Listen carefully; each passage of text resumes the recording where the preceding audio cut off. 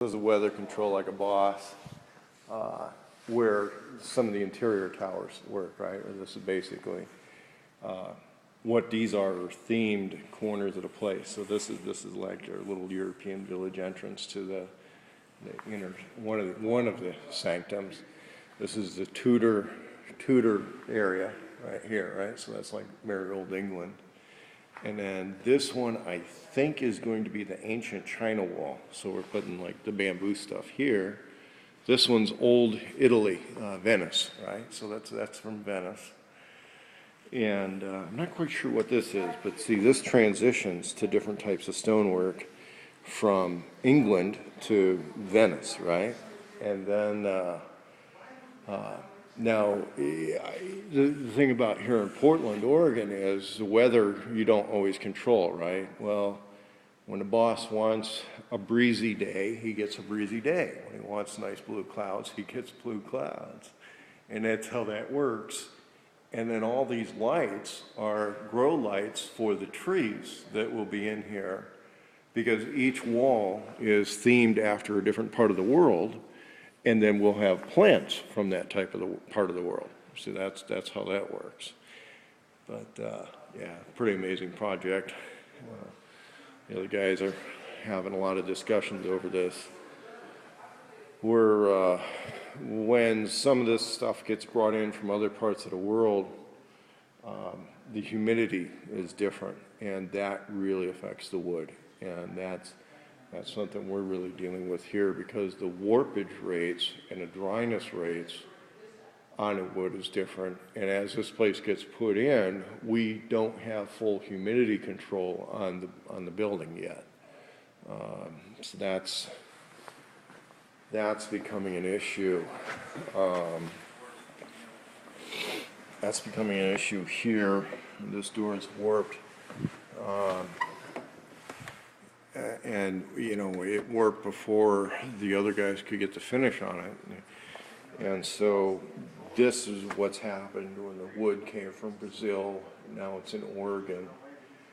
And the sun comes in the front of the building here. And it was all done with the fitting. And it just 2 sunny days with a change in humidity. And, you know, now we're dealing with that stuff. All of the wood work in the Harry Potter meets Lewis and Clark room has a compass, you know, so you can tell what direction things are.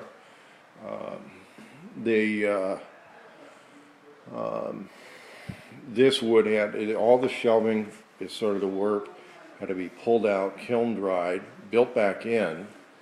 This room gets humidity control, which has to be done until the wood gets sealed, and then it's probably going to have permanent humidity control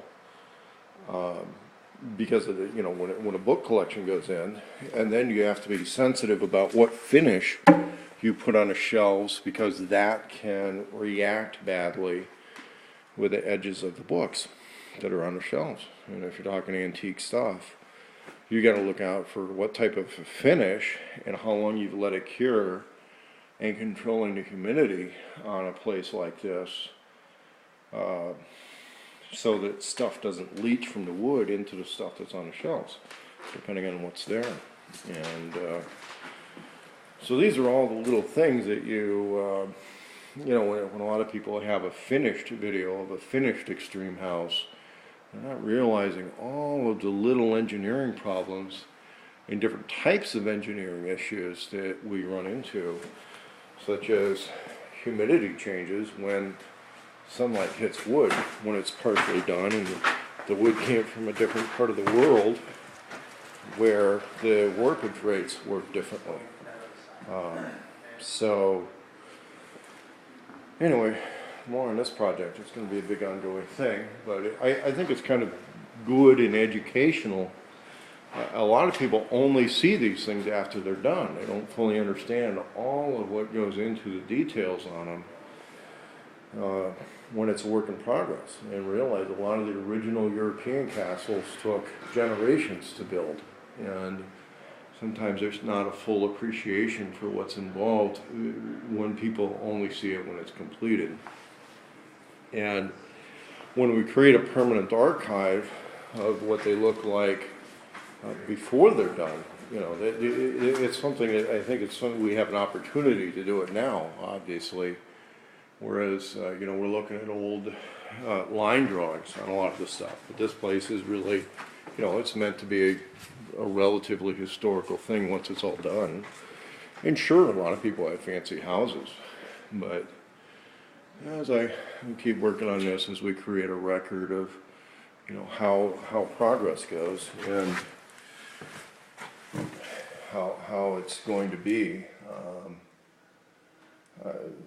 So, you know, and different stuff will be here, but there's kind of an invitational only martial arts thing I think is going to be happening here. But so if a, you know, trainer gets called in for very private lessons with very elite people, this is a guest room for that, and